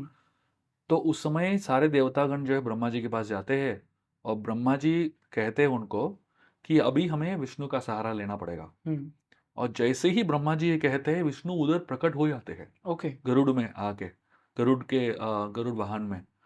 तो विष्णु जब प्रकट होते हैं तो विष्णु के हाथ में 3 चिन्ह हैं। यूजुअली शंख चक्र गदा पद्म 4 होता है ना, तो इस बार 3 ही चिन्ह थे। शंख था, चक्र था, गदा था, पद्म लाए नहीं। तो सोचने के बाद यह है कि पद्म लाए क्यों नहीं। ऐसा था कि पद्म का शॉर्टेज था क्या, वैकुंठ लोक में लाना भूल गए। पद्म पर्पसली नहीं लाए, क्योंकि पद्म जो है, lotus, it symbolises creation. Okay. So यहाँ पे प्रॉब्लम क्या है, क्रिएशन का प्रॉब्लम नहीं है, यहाँ पे डिस्ट्रक्शन की जरूरत है। इसलिए पद्म लाए नहीं, क्योंकि अभी रावण को और रावण की जो पूरी सेना है उसको लोटस की जरूरत नहीं है, उसको बाकी 3 की जरूरत है कि नहीं, चक्र, गदा और शंख। तो इसलिए वो, और पद्म के हाथ में वो अभय मुद्रा लेके आए। तो ऐसा अभय मुद्रा कर। और विष्णु जी ने सारे देवताओं को कहा कि मैं अभी पृथ्वीलोक में दशरथ के पुत्र बन के अवतार लेने वाला हूं। आप सभी लोग वानर सेना के रूप में आइए और मुझे मदद कीजिए। इस कहानी के पीछे एक तत्व है। जब हम भगवान के पास जाते हैं, अपने समस्याओं का समाधान मांगते हैं, तो भगवान हमें सारे समस्याओं का समाधान डायरेक्टली नहीं देते। He expects us to also work towards it. Right. तो all the gods, he made them work hard to solve their problem. है ना? Right. So we usually expect God will solve our problems. हमको कुछ जरूरत नहीं है करने की। तो a lot of people who think God will solve all their problems, they become lazy, expecting that God will take care of everything. But if you look at this story, Vishnu is very, very clear. I will come, but you also have to come to help me. This is so beautiful. तो भगवान हमारे problem solve करेंगे, लेकिन हमें भी मदद करना पड़ेगा। That's why it's called, there are 2 things, one is purushartha and second is kripa. Kripa means mercy and purushartha means hard work. वाह। So you put your effort as if everything depends on you, And then after you put your hard effort, as if everything depends on you, for the result you leave it to God, as if everything depends on Him. Sir manifestation की लोग बहुत बात करते हैं आजकल and this is something which I have realise now manifestation का first जो rules वो आते हैं उसमें दे से कि ठीक है you wish for whatever you want but you have to work for it otherwise you cannot manifest it crux तो यही है कि आपको हार्डवर्क करना पड़ेगा तभी भगवान आपको वरदान देंगे कि जो भी आपको चाहिए वो आपको मिल जाए and this story actually proves that कि इवन जो डेमी गॉड्स थे उन्हें भी भगवान ने उसी तरह से हेल्प की तो इंसानों के लिए क्यों कोई अलग रूल्स होंगे बट सर जब हम हनुमान जी की अगेन बात करते हैं बहुत सारे लोग तांत्रिक हनुमान की बात करते हैं तांत्रिक हनुमान जी कौन है क्योंकि I have never heard stories या कुछ भी अबाउट तांत्रिक हनुमान जी सो आई एम वेरी क्यूरियस कि एग्जैक्टली क्या है ये See, ये जो शब्द तंत्र है, हम्म it's a very subtle energy. So it talks about using energies for different causes. Hmm So तांत्रिक शक्तियां होती है, उसका सही उपयोग भी होता है, उसका दुरुपयोग भी होता है. तो हर चीज जो इस दुनिया में है वो एक एनर्जी ही है. जैसे अभी बात कर रहे हैं हम लोग, एक एनर्जी है ना. वाटर जो है बहता है वो भी एक एनर्जी है. बिल्कुल हवा भी एक एनर्जी है. हर चीज जो है एक एनर्जी है. तो बहुत लोग जो है इस एनर्जी का इस्तेमाल करना जानते हैं और बहुत लोग जो इस एनर्जी का इस्तेमाल करना नहीं जानते. जो इस्तेमाल करना जानते हैं वो उनमें से कई लोग जो है इसका सही इस्तेमाल करते हैं, कई लोग जो उसका गलत इस्तेमाल करते हैं. तो तंत्र जो है इसमें सही गलत नहीं है, ये एनर्जी है. और इस एनर्जी को आप कैसे इस्तेमाल करोगे वो आपके ऊपर निर्भर है. राइट तो यहाँ पे हनुमान जी के जीवन की मैं 2 कहानियां जानता हूँ जहां पे हनुमान जी ने इस एनर्जी को डायरेक्ट किया. जैसे एक बार रावण जो है एक चंडी स्तोत्र नामक एक यज्ञ को आयोजन करता है. और वो चंडी स्तोत्र जो है, जैसे ही चंडी स्तोत्र खत्म हो जाएगा रावण को अनगिनत शक्ति मिलेगी. तो हनुमान जी ने इस चंडी स्तोत्र को बीच में रोक दिया एक अलग ही प्रकार से. बहुत ही एक अजीब कहानी में आप कहानी बताता हूँ. एक बार ऐसा हुआ था कि जब रावण ये चंडी स्तोत्र ऑर्गेनाइज कर रहा था तो विभीषण को पता चल गया कि ये चंडी स्तोत्र का आयोजन हो रहा है. तो विभीषण ने राम को कह दिया कि ये चंडी स्तोत्र चलने वाला है, कि ये बहुत ही खतरनाक यज्ञ है, इसको रोकना पड़ेगा. तो राम जी ने हनुमान जी को आदेश दिया, अब जाके कुछ भी करो. तो हनुमान जी को ये ऐसा जो आदेश है ना बहुत अच्छा लगता है. कुछ भी करो बोलेगा तो उनको क्रिएटिविटी यूज करने का आइडिया बहुत फ्रीडम मिलता है. जैसे अवेंजर्स में हल्क को कहता है हल्क स्मैश तो हनुमान जी के लिए भी ये वही ऑर्डर था कि जाके कुछ भी करो. तो हनुमान जी क्या करते हैं, हनुमान जी अपना रूप बदल देते हैं. एक छोटा सा जो मधुमक्खी है उसका रूप लेके अंदर चले जाते हैं लंका में. और लंका के अंदर भ्रमण कर रहे हैं, देख रहे हैं कि कहाँ पे चंडी स्तोत्र हो रहा है. अंत में उनको जगह मिल जाता है जहाँ पे चंडी स्तोत्र चल रहा है. और हनुमान जी वहां पे जब पहुंचते हैं तो वो थोड़ा सा खिल जाते हैं क्योंकि चंडी स्तोत्र जो है बृहस्पति लीड कर रहे हैं, जो देवताओं के गुरु है. तो हनुमान जी सोच रहे थे बृहस्पति यहाँ पे कैसे पहुंच गए. तो रावण ने उनको उठा के लेके आ गया और बृहस्पति चंडी स्तोत्र कर रहे थे. और हनुमान जी चंडी स्तोत्र का जो श्लोक है, जो पाम लीव्स है ना, जो बृहस्पति उनके हाथ में था, जो लिखे हुआ था, तो उसको पढ़ रहे थे. हनुमान जी ने उसके ऊपर बैठ गया और उसको साफ करने की कोशिश कर रहे थे जाके कुछ लोग जो है बृहस्पति भूल जाए. लेकिन बृहस्पति का तो पूरा कंठस्थ था चंडी स्तोत्र, वो पूरी तरह कर रहे थे. तो हनुमान जी ने क्या किया, उस इसमें थे, वो पाम लीफ में थे, सडनली अपना रूप बदल दिया हनुमान जी ने और एक बहुत ही डरावना रूप ले लिया. और जैसे ही बृहस्पति ने उस एकदम डरावने रूप को देख लिया तो वो डर गए और भूल गए. चार चंडी स्तोत्र का जो श्लोक है वो इतने डर के मारे सब कुछ भूल गए. तो रावण को समझ में आएगा कि ये बृहस्पति तो अभी काम के आने वाले नहीं है क्योंकि सब श्लोक भूल गए. तो रावण ने एक बैकअप टीम रखा हुआ था सारे ब्राह्मणों का. तो सारे ब्राह्मणों को बुलाया कि आप लोग चंडी सूत्र खत्म करो. तो सारे ब्राह्मण आ गए.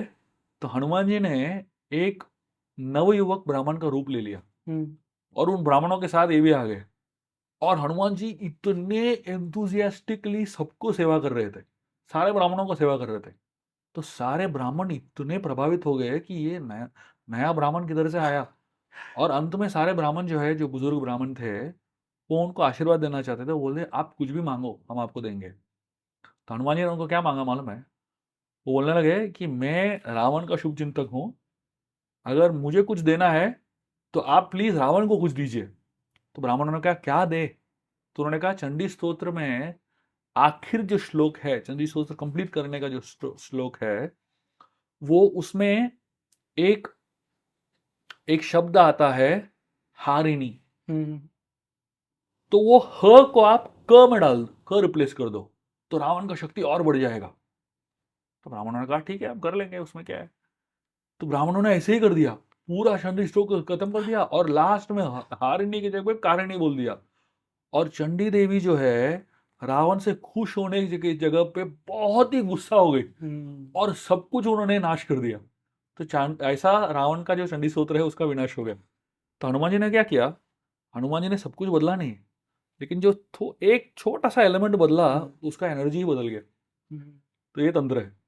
So it's a science, a very subtle science of changing energies by very small changes in your life, by small changes in in different contexts. उसका एनर्जी का रिजल्ट ही अलग होता है। तो इस तरीके से आप देखेंगे तो हनुमान जी के कहानियों में आप देखो बहुत सारे कहानियां ऐसे हैं जहां पे एक छोटा सा चेंज करने से रिजल्ट ही कुछ और ही आता है। तो हनुमान जी ये तंत्र के तो एकदम एक्सपर्ट थे, लेकिन उसका इस्तेमाल किसके लिए करते थे? हमेशा राम की सेवा के लिए, राम जी की सेवा के लिए करते थे। राइट। और हमेशा दुनिया के भलाई के लिए करते थे। खुद की शक्ति बढ़ाने के लिए, खुद की भलाई के लिए तो कभी उन्होंने इस्तेमाल किया नहीं किया ऐसे शक्तियों का। ओके। तो सर एक जो हनुमान चालीसा में लाइन है, भूत पिशाच निकट नहीं आवे, ये भी इसीलिए आती है, मतलब इज दिस रिलेटेड टू तंत्र की, मतलब क्योंकि तंत्र प्रैक्टिसेस में आप पिशाचों को, भूतों को, मतलब you get those powers to control them. तो हनुमान जी का भी इससे कुछ रिलेशन है वैसे? ये भूत पिशाच जो है ना, ये सटल चीजें हैं। जैसे मैं आपको एक पहले फिलोसॉफिकल उदाहरण देता हूँ। हमारे 3 शरीर है, शास्त्र के अनुसार हमारे 3 शरीर है। एक तो है भौतिक शरीर, इसको स्थूल शरीर बोलते हैं। ये पंच महाभूत से बना हुआ है। हाँ, earth water fire air ether. Right. उसके अंदर जो है we have a subtle body, it's called sukshma sharir. तो सूक्ष्म शरीर जो है मन, बुद्धि और अहंकार इससे बना हुआ है। उसके अंदर एक तीसरा शरीर है जो आत्मा है, जो स्पिरिचुअल बॉडी है, विच इज द रियल अस। तो ये तीनों शरीर जो है हम सबके जीवन में होते हैं। लेकिन भूत पिशाच मतलब क्या है? जिनके पास जो ग्रॉस बॉडी वो नहीं है, लेकिन वो बाकी जो 2 बॉडीज है वो है उनके पास। सटल बॉडी है और स्पिरिचुअल बॉडी है। तो ये जो लोग हैं, because they don't have a gross body, they are looking for a gross body. So अगर उनको ग्रॉस बॉडी नहीं मिलता है तो दूसरों के ग्रॉस बॉडी के अंदर घुसने की कोशिश करते हैं। दैट्स व्हाट इज कॉल्ड भूत पिशाच बेसिकली। तो हनुमान जी से प्रार्थना क्यों करते हैं? क्योंकि हनुमान जी इतने शक्तिशाली है, और क्योंकि हनुमान जी राम नाम कंटिन्यूसली लेते हैं तो उनके अंदर इतनी शक्तियां हैं कि वो ऐसे ग्रॉस और सटल जो बीइंग्स है उनके साथ युद्ध कर सकते हैं, उनके साथ वो डील कर सकते हैं बेसिकली। और ऐसे बहुत सारी कहानियां हैं भूत पिशाच निकट आवे की, जहाँ पे हनुमान जी ने सटल चीजों से भी डील किया हुआ है। ओके, जैसे कि? जैसे अम, एक बहुत ही इंटरेस्टिंग कहानी है। आपने श्याम वर्ण हनुमान करके सुना है कभी? श्याम वर्ण हनुमान जो है एक स्पेशल प्रकार का हनुमान जी है जो काले रंग के होते हैं। राइट। हाँ, श्याम वर्ण बोलते हैं श्याम रंग, उनको। राइट। तो वो जो स्पेसिफिक फॉर्म हनुमान जी है, उसको बताया जाता है कि वो फॉर्म जो है, तब जहां पे भी आपको ऐसे नेगेटिव एनर्जीज दिख रहा है, भूत पिशाच का प्रभाव दिख रहा है, वहां पे श्याम वर्ण हनुमान को इंस्टॉल किया तो सारे जो नेगेटिव एनर्जीज है वो निकल जाएंगे। वो श्याम वर्ण हनुमान का जो फॉर्म है और जिसको जो जो देटी विग्रह है, उस उस पर्टिकुलर विग्रह को हनुमान जी ने ये आशीर्वाद दिया हुआ है कि ये विग्रह आप रखोगे यहाँ पे तो वहां पे कोई भी भूत पिशाच का साया भी नहीं गिरेगा। ओके। ऐसा है। उसके पीछे एक बहुत बड़ा कहानी है, बट ये श्याम वर्ण हनुमान की शक्ति है। तो हनुमान जी ने ही ये आशीर्वाद दिया हुआ था इसको। ओके। तो इसीलिए मतलब जब भी हनुमान चालीसा जो भी रिसाइट करता है उसके आसपास नेगेटिव एनर्जीज नहीं हो सकती। करेक्ट। सर, टॉकिंग अबाउट शक्ति, हमने सिद्धि के बारे में बात नहीं की। जो हनुमान जी के पास में इतनी सारी सिद्धियां हैं उसके बारे में बात नहीं की। क्या है ये सिद्धि एग्जैक्टली, कैसे मिलती है उन्हें, इसके बारे में आप अगर बता सकें। क्या जब हनुमान जी ने सीता देवी को ये खुशखबरी दी थी कि रावण की मृत्यु हो गई है, तो सीता देवी इतनी खुश हो गई, इतनी प्रभावित हो गई और इतनी आनंद में आ गई, तो सीता देवी ने हनुमान जी को आशीर्वाद दिया। एक्चुअली सीता देवी ने हनुमान जी को दो आशीर्वाद दिया था अलग अलग टाइम पे। जब पहली बार जब हनुमान जी आए उनको मिलने के लिए और राम का संदेश लेके आए, उस समय एक आशीर्वाद दिया था कि जिससे आप प्रेम करना चाहते हो वो व्यक्ति आपको प्रेम करेगा। ओके। मतलब हनुमान जी राम से प्रेम करना चाहते हैं ना, तो सीता देवी ने यह आशीर्वाद दिया, अभी से राम जी आपसे प्रेम करेंगे। तो हनुमान जी इतने खुश हो गए कि अभी मुझे एफर्ट करने की डालने की जरूरत नहीं है, अभी राम जी ही मुझे प्रेम करेंगे। उसके बाद ऐसे ही हुआ था, जब जैसे हनुमान जी राम जी के पास पहुंचे, उनका जो कनेक्शन हनुमान जी के प्रति तो अलग ही हो गया था बेसिकली, और भी प्रेम से डील करने लगे। लेकिन जब दूसरी बार जब रावण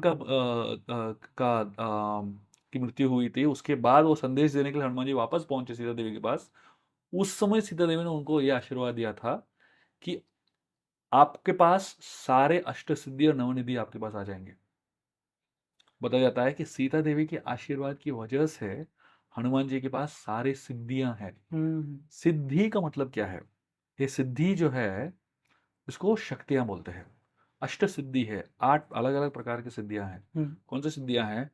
जो व्यक्ति एक सिद्धि है, जो छोटा व्यक्ति है वो बड़ा हो सकता है, और जो बड़ा है वो छोटा हो सकता है।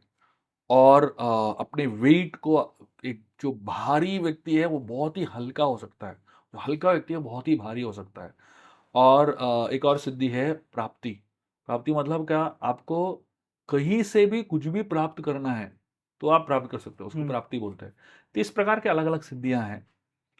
तो ये सिद्धियां जो है योगिक सिद्धियां कहते हैं।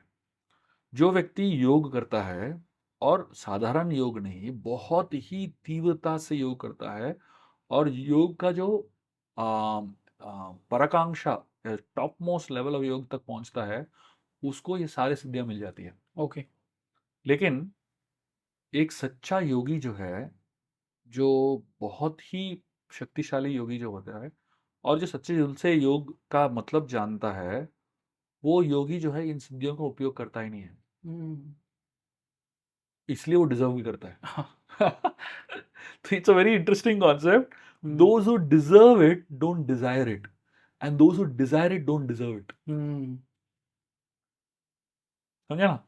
तो हनुमान जी के पास ये सारे सिद्धियां हैं, लेकिन उनको इन सिद्धियों से कोई मतलब नहीं है। राइट। कुछ फर्क नहीं पड़ता है। और वो सिद्धियों को कभी इस्तेमाल करते हैं तो भी दूसरों के भलाई के लिए करते हैं। तो यूजुअली कैसा होता है कि बहुत सारे लोग जो डिजर्व नहीं करते, उनको ये मिल गया सिद्धि, तो उसका दुरुपयोग करने लगते हैं। राइट, तंत्र प्रैक्टिस जैसे। एग्जैक्टली। सर, आपने योग की बात कही। Long back I was doing this research on योग, एंड मुझे उस टाइम पे पता चला था कि जैसे योग की जो ओरिजिनेटिंग स्टोरीज है वहाँ पे भी हनुमान जी के बहुत सारे मेंशंस आते हैं। सूर्य नमस्कार में हनुमान जी का एक बहुत बड़ा योगदान है, आई थिंक सो। सूर्य नमस्कार हनुमान जी ने ही ओरिजिनेट किया था, if I am not wrong. ये क्या कनेक्शन, आप ये समझाइए, because this is very fascinating. See, आपको पहले योग शब्द का मतलब समझना पड़ेगा। योग मतलब, it comes from the word yujya. Sanskrit जो योग है, जो युज्य शब्द से आता है। युज्य का मतलब क्या है? Connection. The word yujya means to connect. Connect मतलब क्या? कोई भी चीज को कनेक्ट करने के लिए दो चीज चाहिए, है ना? जैसा अभी ये माइक है और ये वायर है, ये दोनों को कनेक्ट करने एक वायर तो चाहिए, माइक चाहिए, दोनों चाहिए, तभी कनेक्ट कर सकते हैं ना? तो योग मतलब what are you connecting? The idea of yog is to connect the atma with paramatma. वो जो कनेक्शन है, to connect the living with God, the process of connection is called yoga. Right? तो सारे जो भक्त है, महान भक्त है, वो सब योगी ही है, because they are in the mood of connecting with God. तो अगर आप अपना शरीर का इस्तेमाल करते हो भगवान से कनेक्ट करने के लिए, उसको हम कर्म योग बोलते हैं। कर्मा के माध्यम से हम भगवान से जोड़ने की कोशिश कर रहे हैं। जो बुद्धि इस्तेमाल करके भगवान से संपर्क रखना है, तो उसको हम ज्ञान योग बोलते हैं। तो बुद्धि के ज्ञान के संपर्क में को इस्तेमाल करके जो आत्मा परमात्मा से कनेक्ट करने की कोशिश कर रहे हैं। हम्म जो मेडिटेशन को इस्तेमाल करके जो भगवान से कनेक्ट करता है, उसको हम ध्यान योग बोलते हैं। तो ध्यान के माध्यम से आत्मा परमात्मा से कनेक्ट करने की कोशिश कर रहा है, और जो प्रेम के माध्यम से भगवान से कनेक्ट करने की कोशिश करता है, उसको हम भक्ति योग बोलते हैं। तो ये सारे योग जो है, it's all about connecting with God. Hmm तो हनुमान जी जो है, वो कर्म योगी भी है, ध्यान योगी भी है, ज्ञान योगी भी है, और भक्ति योगी भी है। क्योंकि वो अपना सर्वस्व जो है भगवान को कनेक्ट करने की कोशिश करते हैं। तो अगर वो उनको, सो सूर्यदेव के साथ हनुमान जी का क्या कनेक्शन है? अब वो ये जो कहानी हम सुनते हैं कि सूर्य को छलांग मार के वो निगल खाने गए, के लिए चले गए थे, राइट। तो एक स्तर पे वो एक कहानी है कि वो फल समझ के खाने के लिए चले गए। लेकिन वही कहानी आप सिंबॉलिकली देखोगे, तो सूर्य क्या है? Surya is light. Light means knowledge. Hmm तो जब हनुमान जी खाने के लिए उत्साही है, he is not just about eating Surya, he is hungry for knowledge. Hmm. That's a symbolic way of understanding it. Hanuman ji एक बहुत अच्छे स्कॉलर भी है, if I am not wrong. Exactly, that is what. So Hanuman ji ने सन के 60 cycles में सारे वेद expertly पढ़ लिए। 60 साइकिल्स में सब कुछ, सब ज्ञान जो है अर्जित कर लिया उन्होंने। तो इसलिए जो हंगर है, it's intellectual hunger also. That is why so हर चीज को, हर कहानी को आप एक एक्सटर्नल लेवल पे देख सकते हो, और उसको अंडरस्टैंडिंग डीपर लेवल पे देख सकते हो। तो डीपर लेवल पे देखेंगे तो सिंबॉलिक हो जाता है और बहुत ही गहरा हो जाता है। Right. It makes a lot of sense जब आप दो तरह से हर कहानी को देखते हैं। Sir, coming towards the end of this podcast, एक चीज जो पूछनी है, पंचमुखी हनुमान। नाउ एवरीवन, हर टेम्पल में मतलब मोस्टली एक ही मतलब मुंह दिखता है हनुमान जी का। पंचमुखी हनुमान कौन है? और उसके पीछे एक सबसे फैसिनेटिंग स्टोरी हनुमान जी का, ये महिरावण की कहानी है। मैं एक संक्षेप में बताता हूँ, डिटेल में इस किताब में पढ़ सकते हैं आप। ये कहानी ऐसी है कि एक बार रावण जो है, महिरावण करके एक राक्षस है, उसको वो बुलाता है राम और लक्ष्मण से निपटने के लिए। तो महिरावण जो है बहुत ही मायावी है, बहुत ही शक्तिशाली है। महिरावण क्या करता है कि बहुत अपना बुद्धि इस्तेमाल करके राम लक्ष्मण को वो किडनैप, अपहरण करके लेके जाता है, पाताल लोक लेके चले जाता है। और हनुमान जी उनके पीछे पीछे पहुंच जाते हैं पाताल लोक। और पाताल लोक इतना विशाल है, कहाँ पे रखा है अब समझ में नहीं आता है। बहुत ही दिलचस्प कहानी में, ये जो कहानी है महिरावण की कहानी जो है, इसका एक मूवी बन सकता है। मतलब इतना दिलचस्प और इतना सुंदर कहानी है। एटलीस्ट एक डिटेल में बोलूंगा तो एटलीस्ट कम से कम 1 घंटा लग जाएगा। ओके। इतना इतना दिलचस्प कहानी है ये। प्रोबेबली उसके ऊपर एक अलग podcast. 100% we should definitely do. And but in the end, at the end of this story, the story ends with the point where Mahiravan को मारने की समय आ जाती है। तो बताया जाता है कि महिरावण जो है अपना जो लाइफ है, 3 जगह पे साइमल्टेनियसली रखता है। एक तो उसकी खुद के शरीर पे है, और दूसरा एक डायमंड है। उस डायमंड पे उसका आधा, एक portion of his life is resting. जैसे पुराने जमाने में हमने सुना है ना, वो जो मैजिशियंस होते हैं, अपना जो जान है एक तोते में रखते हैं। तो इस प्रकार से कहानी है। तो उसका एक 1/3 of his life is inside his body, 1/3 of his life is inside a diamond, and 1/3 of his life is in a cave. एक गुफा है, उस गुफे में 5 छोटे छोटे गुफे हैं, और उन गुफाओं के अंदर जो है एक दिया जल रहा है। इस महिरावण को मारने के लिए साइमल्टेनियसली तीनों जगह पे अटैक करना पड़ता है उसको। तो हनुमान जी जो है एक बहुत ही सटल तरीके से राम लक्ष्मण को ये बता देते हैं ऐसा है करके। तो महिरावण राम लक्ष्मण को लेके आता है बलि चढ़ाने के लिए। तो महिरावण राम को बोलता है कि आप झुक जाओ, मैं आपका बलि चढ़ाऊंगा। तो राम कहते हैं मैंने तो जीवन में कभी झुका ही नहीं, मुझे मालूम नहीं कैसे झुकना है। तो महिरावण उसको वो बोलता है मैं दिखाता हूँ कैसे झुकना है। तो वो खुद झुक के दिखाता है। जैसे वो खुद झुकता है, राम उसका तलवार उठा लेते हैं, उसका सर काट देते हैं। और उसी समय लक्ष्मण छलांग मारते हैं, और वो जो डायमंड है उसको हथौड़े से तोड़ देते हैं। और उसी समय जो हनुमान जी छलांग मार के वो गुफे के अंदर पहुंच जाते हैं। वो गुफा बहुत ही दूर है, लेकिन छलांग मार के हनुमान उस गुफे में पहुंचते हैं। और पांचों दिए को बंद करते हैं। लेकिन उनकी अचरज की बात ये होती है कि पांचों दिए एक साथ वापस आ जाते हैं, क्योंकि ऐसा कंडीशन था रावण का कि पांचों दियों को एक साथ ही बुझाना पड़ता है। हम्म। तो उस समय हनुमान जी ने 5 मुख ओके। निकाले, तो वो पंचमुखी हनुमान बन जाते हैं और एक साथ पांचों दियों को बुझा देते हैं। हम्म। तो वो जो रूप है हनुमान जी का, उसको हम पंचमुखी हनुमान बोलते हैं। ओके। तो उसके बाद महिरावण की मृत्यु होती है। पर प्योरली फ्रॉम मतलब एक भक्ति वाले रूप से पंचमुखी हनुमान जी की पूजा करने से क्या मिलता है या क्या बेनिफिट्स होते हैं उसके? पंचमुखी हनुमान जो है प्रामाणिक था, एक देखेंगे तो महिरावण एक मायावी शक्ति है, हम्म। और मायावी शक्ति को निपटने के लिए हमें एक अलग ही प्रकार की शक्ति का प्रमाण चाहिए, शक्ति का इस्तेमाल करना पड़ता है। तो हमारे जीवन में भी आप देखेंगे तो बहुत सारे मायावी शक्तियां हैं हमारे जीवन में। For example temptations. हम्म। आजकल जो आईफोन 15 है वो तो सबसे बड़ा मायावी शक्ति है कि नहीं? तो मतलब हमारे इर्द गिर्द में जो जो दुनिया चल रहा है एक प्रकार का मायावी दुनिया ही है कि नहीं? तो उसको निपटने के लिए हमें एक अलग ही प्रकार की शक्ति की जरूरत पड़ती है। तो पंचमुखी हनुमान वो हनुमान का रूप है जो आपको असाधारण जो समस्याएं हैं उससे निपटने की शक्ति देता है। हम्म। तो जब आपके जीवन में ऐसे समस्याएं होती है जो साधारणता आप उसका निवारण नहीं कर सकते हो, और साधारणता specially asuric forces, specially forces that are very very negative in nature, which are mystical in nature, उनसे निपटने के लिए पंचमुखी हनुमान का सहारा ले सकते हैं। This is very fascinating. Sir एक लास्ट क्वेश्चन है इस पॉडकास्ट के लिए, बिकॉज हमने हनुमान जी के ऊपर इतनी बातें की है। तीन ऐसी क्वालिटीज हनुमान जी की जो आप चाहते हैं कि पूरी दुनिया में अगर लोग उन क्वालिटीज को इनकलकेट कर सके, this world would become a better place to live. ऐसी कौन सी तीन क्वालिटीज है? मेरे ख्याल से 3 सबसे पावरफुल क्वालिटीज हनुमान जी के, एक है ह्यूमिलिटी। हनुमान जी का ह्यूमिलिटी जो है बहुत ही असाधारण है, नम्रता। सेकंड है विश्वास। हम्म।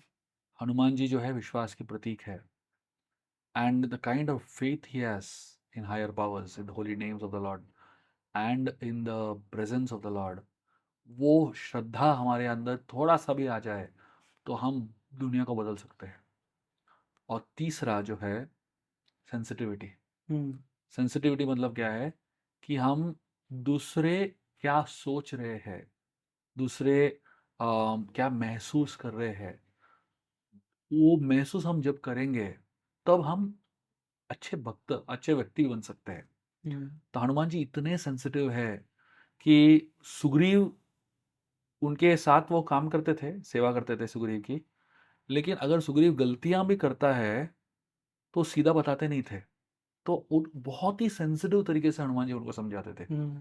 तो राम राम के साथ भी उन्होंने जब सेवा किया, वो इतने सूक्ष्म, इतने सेंसिटिव रहते थे कि हर चीज में वो सोच समझ के दूसरों को क्या लगेगा, दूसरे क्या सोचेंगे, उसके बारे में सोच के वो करते थे। तो ये 3 चीज जो है, ह्यूमिलिटी, फेथ एंड सेंसिटिविटी, नम्रता, श्रद्धा, और सेंसिटिविटी को क्या बोल सकते हैं, यू कैन से सूक्ष्मता, है ना? हम्म।